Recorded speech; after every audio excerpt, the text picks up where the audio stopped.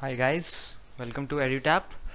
In this video, we will discuss the current affairs, that is the general awareness topics from 24th and 25th of September 2018. And this video is highly valuable for RBI, NABARD and SEBI exams. So let us begin. This is also known as Pradhan Mantri Jan Arogya Abhiyan, also known as Ayushman Bharat, and it is also known as the National Health Protection Mission. And this is touted to be the world's largest health scheme, and it will serve a population equivalent to the population of around 27-28 European countries, and the beneficiaries are almost equal to the population of Canada, Mexico and US put together. So let us see how many actually people are targeted to be benefited. It is said that the scheme will be available to around 10.74 crore beneficiary families, and if we keep the average size of the family as 5 members per family, so it will be available for 50 crore Indian citizens. And the most important thing to be remembered is that the scheme will cover up to rupees 5 lakh per family per year. Okay, 5 lakh rupees per family per year. And this is not for primary care, it's for secondary and tertiary care hospitalization, and that will be done through a network of impaneled healthcare providers. See, the impaneled healthcare providers will not only be private, will not only be government hospitals, but also be private hospitals also, and it will treat around 1300 illnesses. And more than 13,000 hospitals have been impaneled with the Ayushman Bharat scheme. And the Ayushman Bharat scheme has a great connection with two great Indian legends. The first one is Dr. Bhimrao Ambedkar, the maker of the constitution.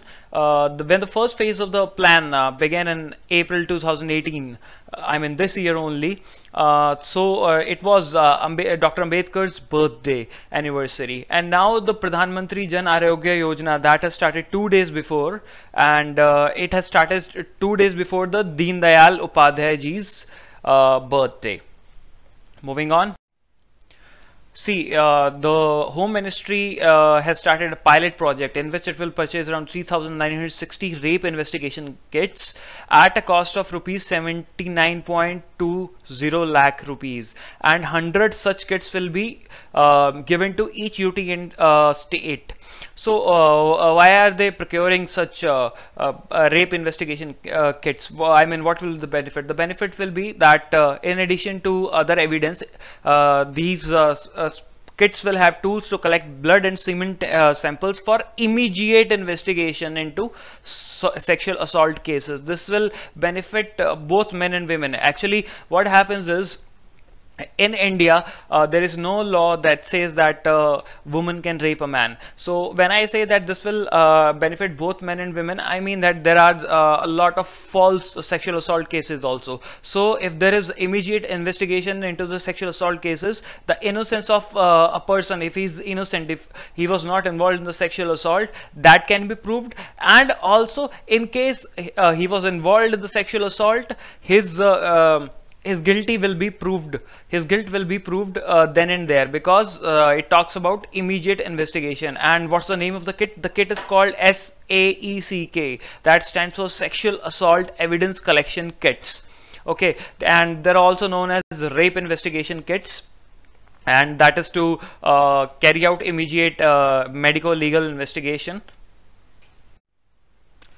Now let us move to another concept. This is a very important concept in economics, and it's known as lemon law or lemon socialism. Actually, it refers to the intervention by the government in the market economies in order to help the survival of struggling firms, and that intervention can be in the form of subsidies, bailouts or discriminatory regulations in favor of certain struggling firms in the market. But this is also criticized at times. It is criticized because they say that it will promote inefficiency and lethargy. Moving on. The SEBI has capped the maximum TER at 2.25% for open-ended equity schemes. earlier it used to be around 2.75%. So the question arises, what is TER? Actually, TER stands for total expense ratio, and technically TER is a ratio, as the name suggests, and it is a percentage of your investment that you pay to fund every year to manage your money. It's a kind of a fees that that is charged for managing your fund. For example, let's see, for example, if you invest rupees 5,000 in a fund with an expense ratio of 1%, this is a hypothetical example to make the concept more clear. So you will have to pay rupees 50, that is 1% of rupees 5,000 annually as TER. So what's the formula for TER? It will be total fund cost divided by total fund assets. Okay, that is why it's the ratio.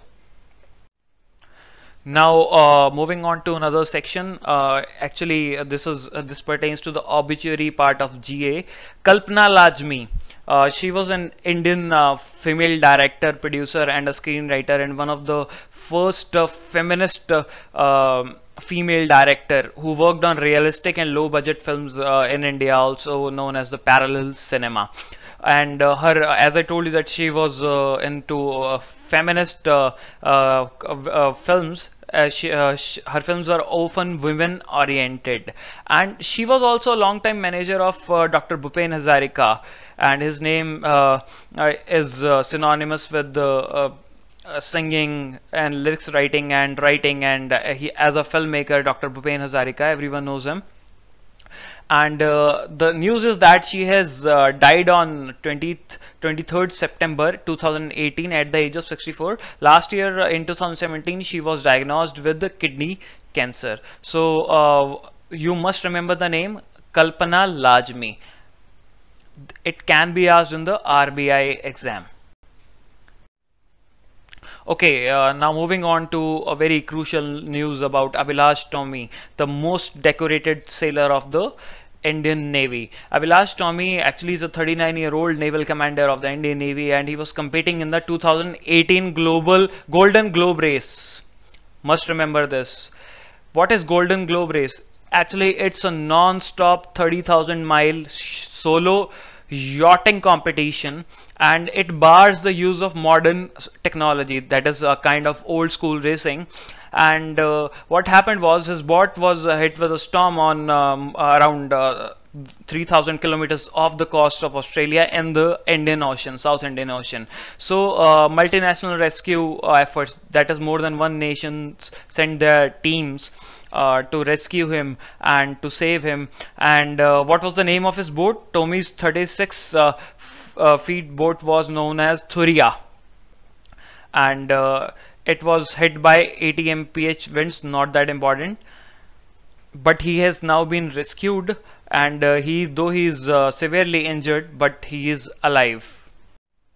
And Commander Abhilash Tomy, let's know something about him. Actually he's around 39 years old, and he's a Kirti Chakra awarded. He's a Kirti Chakra awardee, and he's the first Indian and the second Asian and 79th person in the world to compete in this solo unassisted non-stop circumnavigation under sail. Okay, and as I told you before, that is the most decorated and accomplished sailor, and also he's a Kirti Chakra winner. So in the picture you can see he is Mr. Abhilash Tomy. He has now been rescued around 17 hours before he was rescued. And now moving on to the next news. See, India has become the first and the only SAARC country to have a Quitline number on tobacco products. Actually, what is Quitline number? Quitline number will be from September 1, 2018. It will be printed on all tobacco products, whether smoking tobacco or non-smoking tobacco product. It will be helpline number for all those people who want to get rid of this tobacco addiction. And the Union Health Ministry has already made 85% pictorial health warning mandatory on both sides of the packets.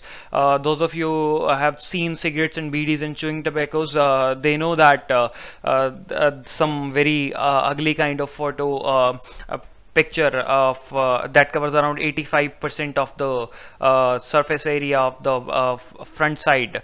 Actually it's on both the sides, but what we see is only one side, and that is about how lungs get deteriorated due to cancer and all. And also one more important fact, India is the 4th country in Asia after Thailand, Malaysia and Singapore to have this government helpline. It's a government helpline, remember this. It's a government helpline, and in the world around 46 countries at least have Quitline numbers as a part of health warning labels on tobacco product packaging. So summing it up, India is the first and the only SA country to have this Quitline number, and it is the 4th country in Asia to have so. And this will be done by when? After September 1, 2018.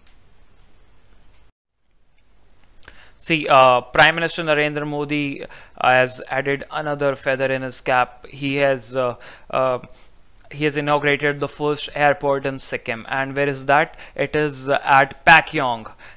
It is the first airport in Sikkim.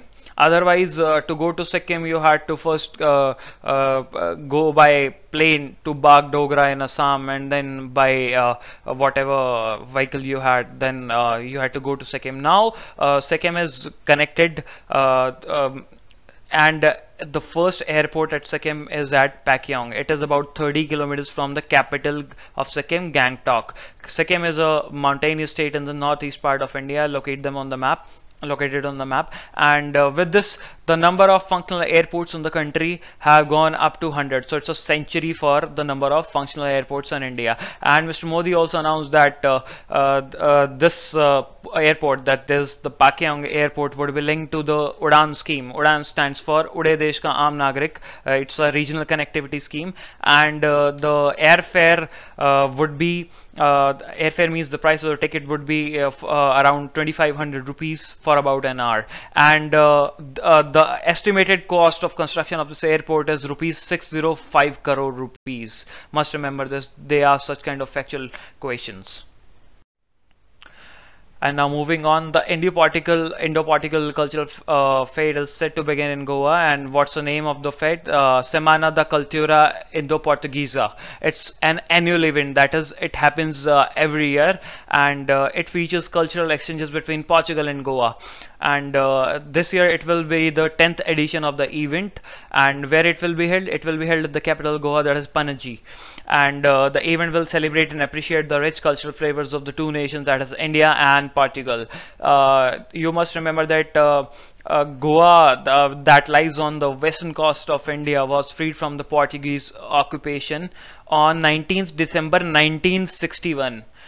Till 1961 it was under the Portuguese rule, and the Portuguese had ruled over it for more than 400 years. And the fight for freedom began in the 1940s as India was inching closer to the independence from the British rule. But you see, Goa remained a Portuguese colony until 1961, and after that Goa was merged with India. Now let's move to the questions. The sexual evidence collection kits or rape investigation kits are designed to carry out immediate medical legal investigation. What does A stand for in SAECK? See, these kind of questions have come in the RBI and SEBI exams, so you must know what is the actual full form. So what does A stand for? See, very easy question, pretty easy question. Assault. See, you can do this by elimination. See, approval can't be there. Sexual approval, it does not make sense. And sexual application does not make sense. See, the confusion would be in assaulting and assault, but you must remember assault, it's sexual assault. And appraisal obviously cannot be there. Moving on, the scheme, it's about the Ayushman Bharat scheme. This Ayushman Bharat scheme will provide a cover of how much rupees per family per year for secondary and tertiary care hospitalization. Is it 5 lakh or 50 lakh or 50,000 or 55 lakh or none?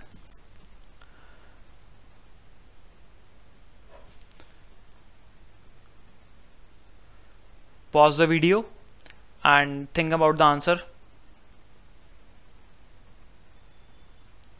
The answer is 5 lakh. 5 lakh, I told you, rupees 5 lakh per family per year. Moving to the third question, where is the Indo-Goa Cultural Festival being held? Is it being held in Lisbon, the capital of Portugal, or in New Delhi, the capital of India, or Mumbai, the financial capital of India, or Panaji, the capital of Goa? Very easy question, it's Panaji, the capital of Goa.